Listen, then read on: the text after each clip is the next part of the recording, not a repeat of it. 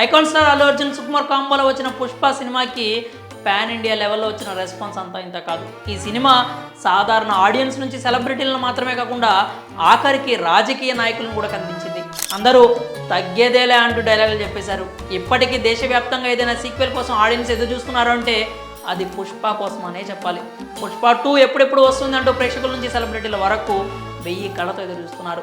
అటు ఇటుగా అంచనాలతో వచ్చిన పుష్పరాజ్ పాన్ ఇండియా లెవెల్లో క్రియేట్ చేసిన రీసౌండ్ అంతా ఇంత కాదు. అందుకే పుష్ప 2కి సంబంధించి సుకుమార్పై బాధ్యత ఇంకా పెరిగింది. పుష్ప మార్కెట్ కూడా అలాగే పెరిగిపోయింది. అందుకే పుష్ప 2 సినిమా రేంజ్ కూడా అలాగే పెరుగుతుంది అంటున్నారు. తాజాగా పుష్ప 2కి సంబంధించి ఒక స్టోరీ లైన్ నెట్టింట వైరల్ అవుతుంది. సాధారణంగా ఒక సినిమా హిట్ అయితే ఆ తర్వాత వచ్చే సీక్వెల్ మీద భారీగా అంచనాలు నెలకొంటాయి. అంతేకాకుండా ఆ సినిమా మార్కెట్ కూడా విపరీతంగా పెరుగుతుంది. అందుకు మంచి ఉదాహరణగా కేజీఎఫ్ సినిమా అని చెప్పొచ్చు. అలాగే ఒక హిట్ అయిన సినిమాకి సీక్వెల్ తీస్తున్నప్పుడు డైరెక్టర్ మీద కూడా అంతే ఒత్తిడి బాధ్యత కూడా ఉంటాయి. దానిని సుకుమార్ పక్కా ప్రణాళికతో హ్యాండిల్ చేస్తున్నట్టు తెలుస్తోంది. నిజానికి అసలు కథ పుష్ప రూల్లోనే ఉంటుందని అందరికీ తెలిసిందే. సిండికేట్ని తన చేతుల్లోకి తీసుకుని పుష్పరాజ్ ఎంత ఎత్తుకు ఎదిగాడు, ఎంత పవర్ఫుల్గా మారాడు అనే విషయాలు ఈ సీక్వెల్లోనే ఉంటాయి. అంటే కథపరంగా పుష్పరాజ్ పార్ట్ 1 జస్ట్ ట్రయల్లోనే చెప్పాలి. పార్ట్ 2లోనే అసలు కథ ఉంటుంది. అలాగే అసలు సిసల యాక్షన్ కూడా ఉంటుంది.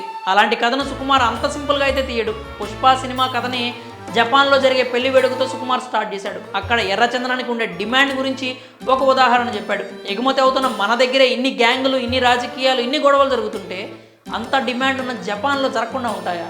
ఎందుకు? పుష్కలంగానే జరుగుతాయి. అలాంటి మార్కెట్లోకి పుష్పరాజ్ అడుగు పెడతాడని చెప్తున్నారు.